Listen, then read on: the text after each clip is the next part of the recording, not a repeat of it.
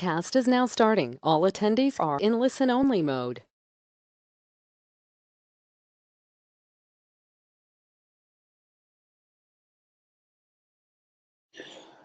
Hello, everyone. My name is Chadwick Galloway, Research Associate for the Office Community College Research and Leadership. The main screen should be broadcasting now. Marcy, can you see the main screen just to make sure everything is all good? Yes. Okay. All right. So again, as I already said, my name is Chadwick Galloway, of course. Did not put these slides together by myself. I had a ton of help from, of course, wonderful research associates here at OCCRL, along with the wonderful Dr. Ebony Zamani Gallagher and Dr. Heather Fox. The title of today's webinar is Microaggressions and the Impact on Faculty, Staff, and Students. And just so we're clear, there's going to be some pictures on like the left-hand side of your screen that kind of shows just like a little bit of the impact of microaggressions that some students face. The citations for these pictures we found at the end of the slide is something that we like to use to show the impact of microaggressions like on students. So moving forward, just for like a quick session overview, we'll start out with like a definition of like social identity and like what social identities are. Of course, we'll go down into what microaggressions are, who can be affected by microaggressions, different forms of microaggressions, and really how do microaggressions make students feel. And then of course we'll have a little brief section on like responding, a way forward, and what we can look forward to next time. Basically, the idea around this webinar is to kind of prepare you all for the next sections of webinars that will be coming at the end of February and also in March. The session in February will be around racial microaggressions, and the session in March will be on gendered microaggressions. But before we get to all of that, just to make sure we're all normed on the same definitions and kind of like what we mean by these terms, we here at OCCRL thought that it was very important to kind of have like a general overview of microaggressions in a form of a webinar. So the main goal for this webinar is, again, just to educate attendees on the nature of microaggressions and kind of how they form and how they populate on and around and at college campuses.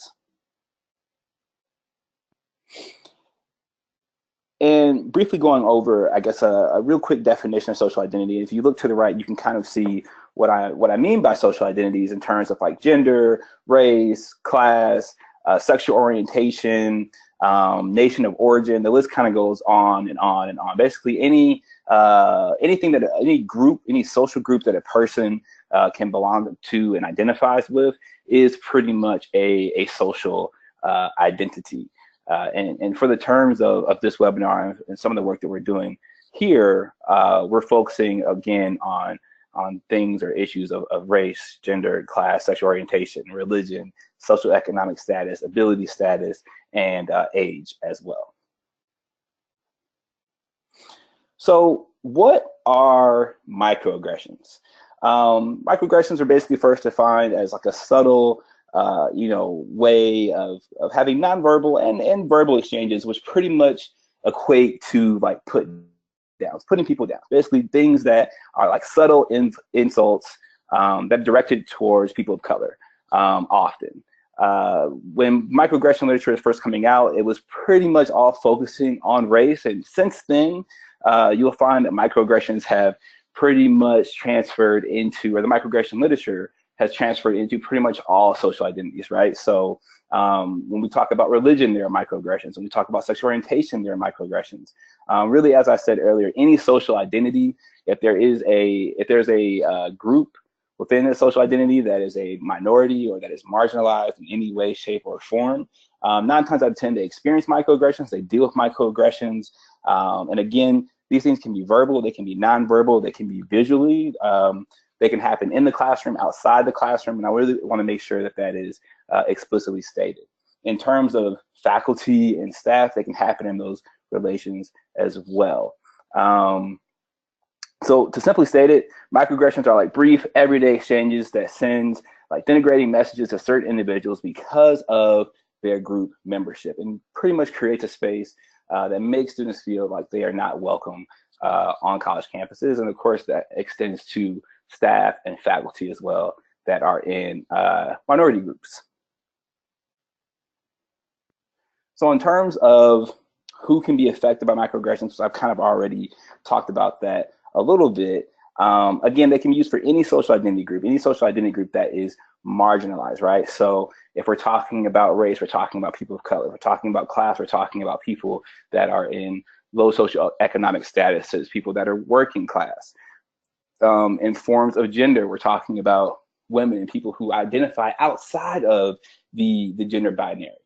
Similarly, with religion, one of the big topics right now in religious microaggression literature is Islamophobia, right? And of course, with sexual orientation, the LGBTQ community, and then ability status of people who have physical and mental exceptionalities. So one of the key things here is that social identity groups that encounter microaggressions, they often are viewed in a negative light, or if they are abnormal, they're often made to feel invisible by the privileged group, and they regularly experience cultural and social, political, and like economic inequality, right? So when we're talking about microaggressions, and we're talking about issues that people in marginalized groups are facing, 9 times out of 10, it's not just in one area, right? It's often cultural, it's often social, it's often political, and it's also economic, right? It's not just one particular issue that is plaguing people in marginalized groups. It's often across multiple categories of experience.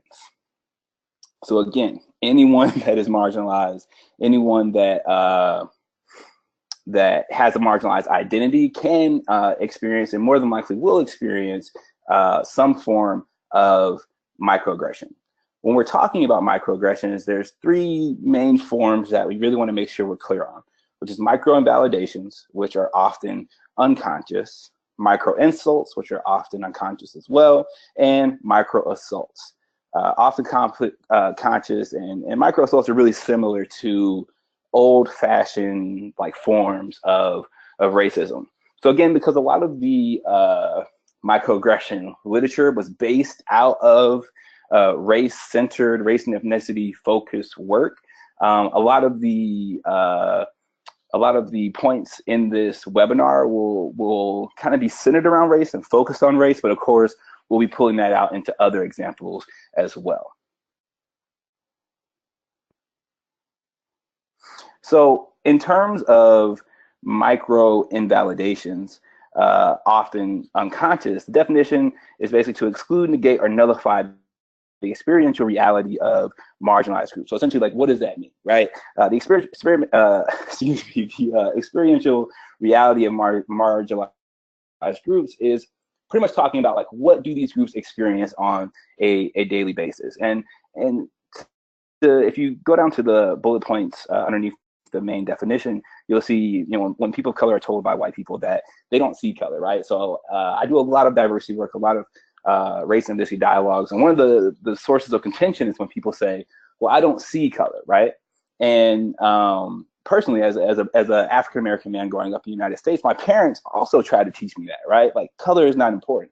However, when we say things like color is not important, when we say things like I don't see color, it negates the experiences of people of color, because their race and their skin tone is very real to them and very real to their experiences. So even if someone says, well, I don't see color, right, it's kind of hard to say that when some of our laws, some of our education systems, and things that have been created in this country have been based around race and ethnicity. Another common term that's being used is illegal, right, to talk about undocumented students, undocumented immigrants that are coming into the United States. Again, no person is or can be illegal. However, when we say things like illegal immigrants or students that may be illegal, instead of using terms like undocumented, this is a way to insult and invalidate the experiences of students who were not born in the United States. Same thing with complimenting non-white students on their use of, quote unquote, good English, whether you can hear their accent or you can't hear their accent, or that they're speaking so articulately or eloquently, right? It's another one of those tricky things that happens in the classroom that can make students feel like they are not welcome on campus. And again, if you extend that to staff and faculty and their roles, you can see it there as well. So micro insults, again, often unconscious, things that, and when we say unconscious, it's something that we're not really thinking about, right? It's not premeditated. The definition is basically to convey rudeness and insensitivity and demean a person's heritage, right? So one of the big things that has came up in my lifetime is, do we wish people a Merry Christmas, right? And what's always interesting about this conversation for me, especially growing up in a very Christian household, is that everybody may not be Christian. Everybody that comes to our campuses, everybody that sits in our classrooms, everybody that we work with, they may not be Christian, right? And wishing them a Merry Christmas and doing things in that way negates who they are and the holidays they celebrate and their religious identity, right? Again, something that may be unconscious, something that you may not even think about, right? Grew up my whole life, and I've said Merry Christmas. I said Merry Christmas from the time I was 3 all the way up until I was old enough to realize that there are issues around why we say it, how we say Merry Christmas, right? Another example of that would be, homophobic or transphobic terminology. So again, when I was coming up, people constantly said the term that is listed under that that bullet point, right? To describe something negative. They say, well, that is so gay, right? To describe something negative. And again, this is language that is deficit-minded, that is meant to demean or detract away from someone's identity or social identity group. It's saying that there is something wrong with having that social identity, with being who you are. And this is something that happens again on and in college classrooms and around college campuses. Other micro insults could be, when able-bodied individuals mock individuals' intellectual exceptionalities, right? So if we're mocking people who may be intellectually disabled or not as intellectually able as other people, of course, that's physical or mental. And again, failing to learn to pronounce or continuing to mispronounce the names of students after they have corrected you, right? So we work with a wide range of students that come from a wide range of backgrounds, that come from all over the world. And we want to make sure that they feel welcomed on campus. We want to make sure that they feel welcome in their classes. And one of the really big important things is just getting people's names right. It's very, very small, but it makes a very, very big difference on the impact it can have on students, and if they choose to keep coming back to a classroom or keep coming back to a workspace, or just being happy where they're going to school or where they're attending school in general. So micro assaults are often conscious, of course, premeditated, and similar to like old-fashioned racism, right? Comments can be, explicit, derogatory, violent, verbal, non-verbal, right? Basically, a couple examples of this that are posted below. Telling women that they don't deserve equal pay, right, is a common micro assault that is present in the media, is present on college campuses, is present anytime we have conversations around equal wages and like fair pay, right? Again, I already talked about using the term illegals to reference undocumented students, so I won't go back into that again. But also talking about stereotyping, that like a Muslim student looks dangerous, right? That someone who wears a hijab or someone who wears a covering, like a burqa or anything that covers their body because of a religious affiliation is, a terrorist or dangerous, or we have to like watch out for them, right? These are forms of micro assaults that are very, very dangerous. Another one is telling people to go back to their own countries, right?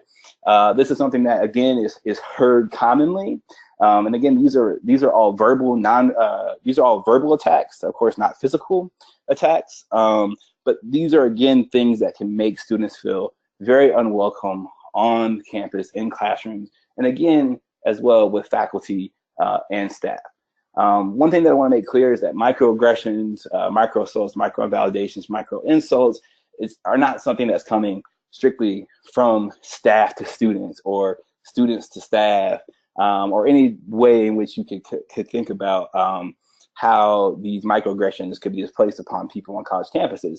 They're happening at every level. They're happening to everyone and anyone that can experience microaggressions. So it's kind of important that we talk about what microaggressions are and how they're impacting our college campuses.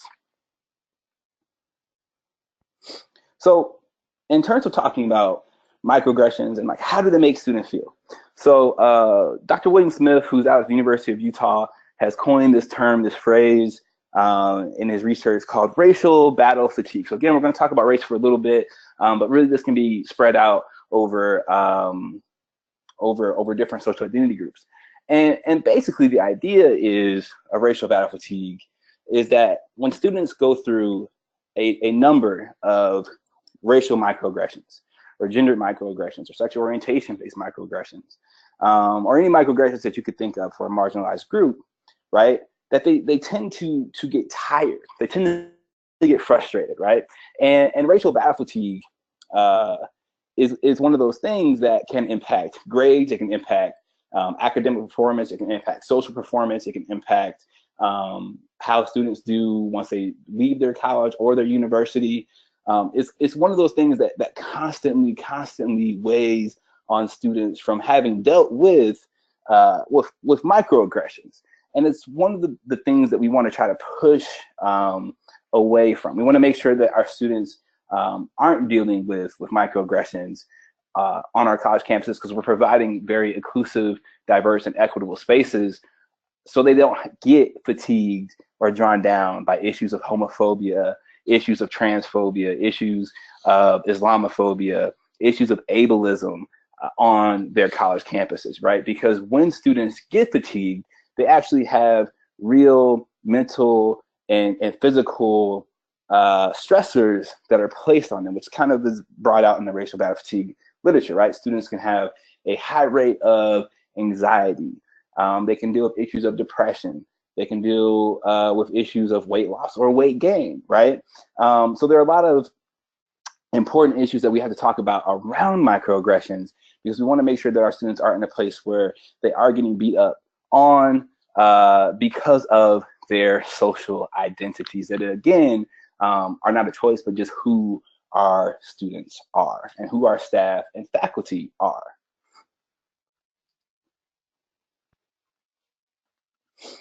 So in terms of responding, a way forward and kind of talking about microaggressions and racial battle fatigue and micro insults and micro invalidations and kind of the brief stuff covered in this webinar, it's really important that we all do the work, and we all have work to do in all these areas.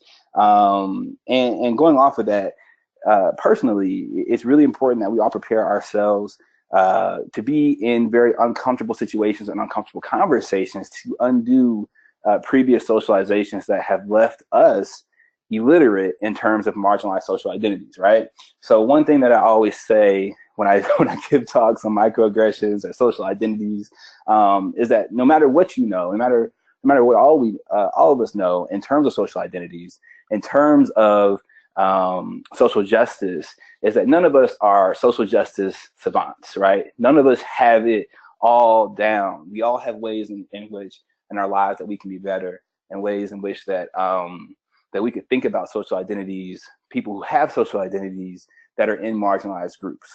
And again, one of those ways to do that is to, again, undo that socialization process. So how were we socialized to think about people that come from a different country, right? How have we been socialized to think about undocumented students, undocumented immigrants? In what ways have we been told that women do not deserve equal pay? Why have we been told that women do not deserve equal pay?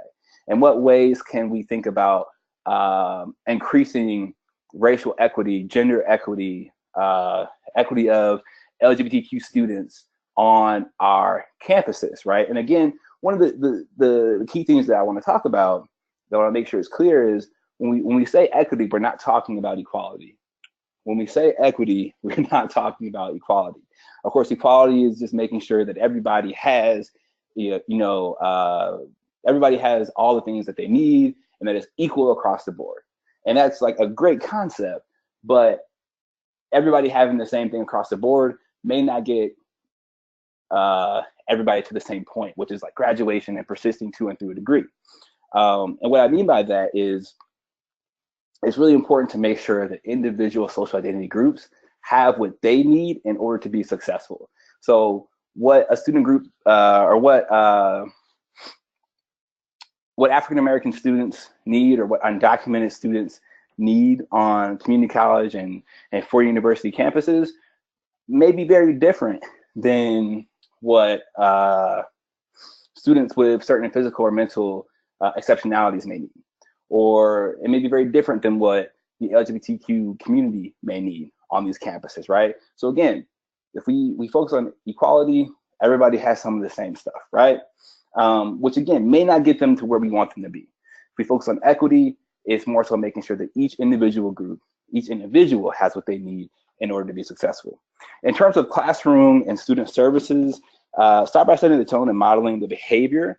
Of course, one of the big things is if we're microaggressing students as, professors or, as student service reps, if we're already in this habit of making sure students do not feel comfortable, right, then other students, faculty, staff will follow our lead and think that it's okay to make other students feel uncomfortable.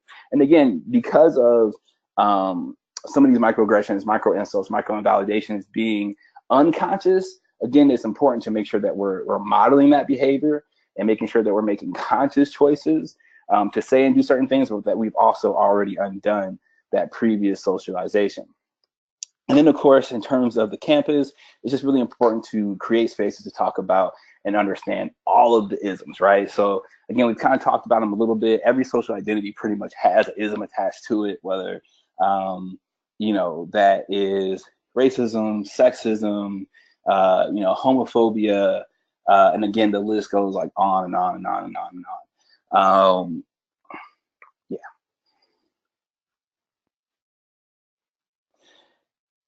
So that is pretty much it for this webinar. Of course, if you have any questions, comments, concerns, if you would like links sent out as far as the readings that I used to construct this webinar, or any other questions about microaggressions, there's my contact information. And here are the citations as well.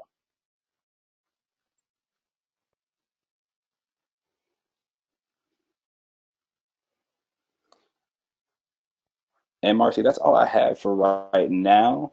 Are we doing questions, or is this the wrap?